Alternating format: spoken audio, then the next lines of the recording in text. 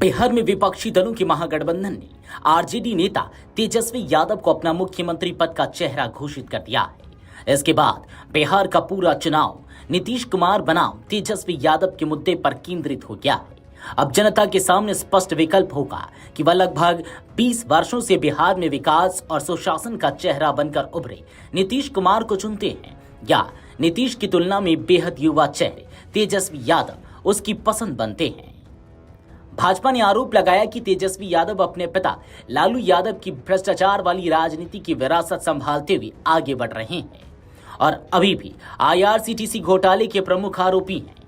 Party ने दावा किया कि बिहार की जनता तेजस्वी यादव को मुख्यमंत्री के तौर पर कभी स्वीकार नहीं करेगी।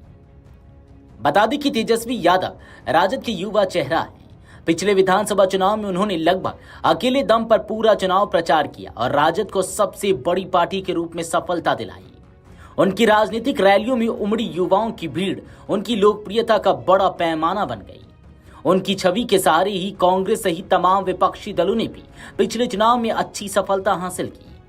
पिछली बार राजद गठबंधन सरकार बनाने से भले ही चूक गया, लेकिन तेजस्वी यादव ने यह एहसास करा दिया था कि वे एक बड़े नेता के तौर पर स्थापित होने की कुवत रखते हैं। लेकिन इस चुनाव में तेजस्वी यादव का नीतीश कुमार से मुकाबला कुछ बदली हुई परिस्थितियों में होने जा रहा है।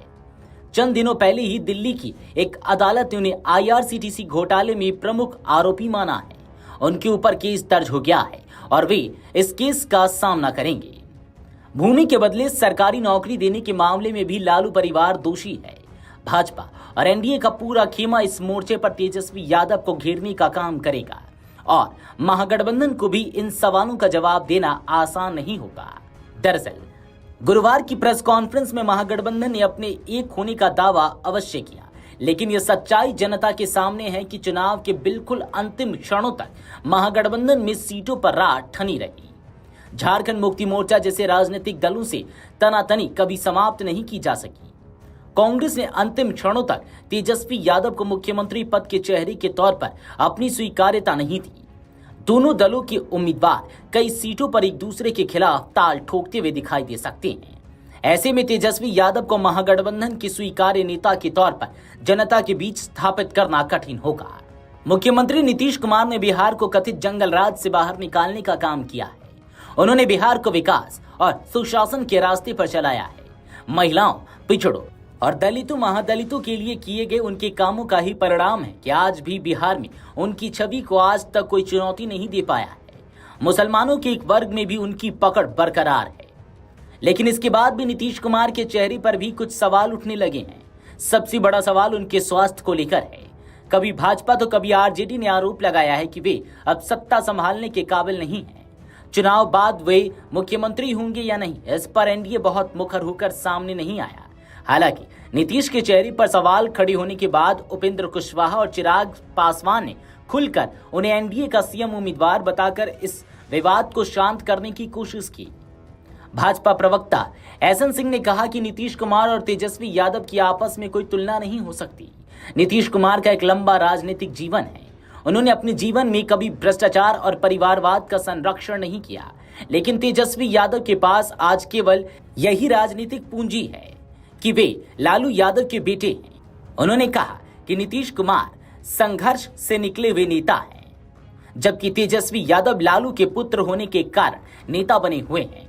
ऐसे दो नेताओं के बीच कोई तुलना नहीं हो सकती। एहसन सिंह ने कहा कि नीतीश कुमार ने बिहार को विकास की पटरी पर दौड़ाने का काम किया है, जबकि लालू यादव ने बिहार को केवल भ्रष्टाचार और परिवारवाद की राजनीतिक घुट्टी पिलाई है। उन्होंने कहा कि तेजस्वी यादव इस समय भी आईआरसीटीसी घोटाले के प्रमुख आरोपी हैं। उन्होंने कहा कि बिहार की जनता ऐसे व्यक्ति को कभी अपना नेता नहीं बनाएगी जिसके कुछ ही दिन बाद जेल जाने की संभावना हो।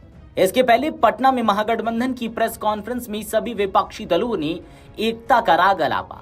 वाम दलों के नेता दीपेंद्र भट्टाचार्य और वीआईपी पार्टी के नेता मुकेश सहनी सहित सभी नेताओं ने एकजुट रहते हुए चुनाव लड़ने की बात कही। विपक्षी दलों के नेताओं ने दावा किया कि वे एक रहते हुए चुनाव लड़ने और जीत हासिल करेंगे। वीआईपी नेता मुकेश सहनी को उप मुख्यमंत्री पद का उम्मीदवार बताकर गहलोत ने दूसरे वर्गों की भावनाओं को भी संतुष्ट करने की कोशिश की। कोई विवाद न रहे, इसे देखते हुए बाद में और उप मुख्यमंत्री बनाने की बात भी कह दी। इससे अब कोई विवाद उठने से रोका जा सकेगा। महागठबंधन के खेवनहार बनकर पटना पहुंचे कांग्रेस नेता अशोक गहलोत ने कहा कि इस समय देश के हालात बेहद चिंताजनक है। उन्होंने कहा कि इस समय देश का लोकतंत्र खतरे में है और केवल विपक्ष पर झूठे आरोप लगाकर राजनीति की जा रही है।